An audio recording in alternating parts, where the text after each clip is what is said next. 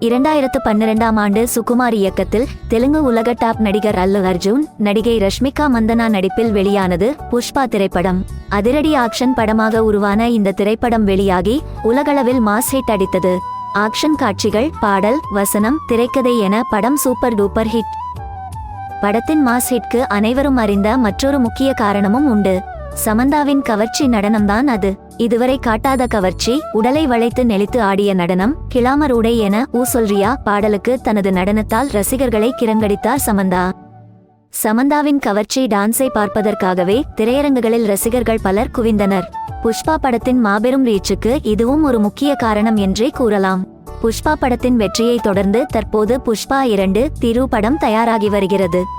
இந்தியாவில் பெங்காலி மொழியிலும் வெளியாகும் முதல் பான் இந்தியா படம் இது என்பது குறிப்பிடத்தக்கது.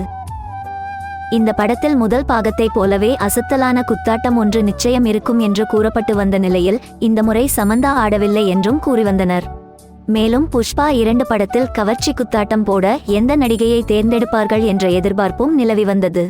தற்போது புஷ்பா 2 படத்தில் அனிமல் படத்தின் மூலம் தற்போது சென்சேஷனல் நடிகையாக வலம் வரும் நடிகை ட்ரிப்டி டிம்ரி தேர்வாகியுள்ளார் என்ற தகவல் தற்போது வெளியாகியுள்ளது.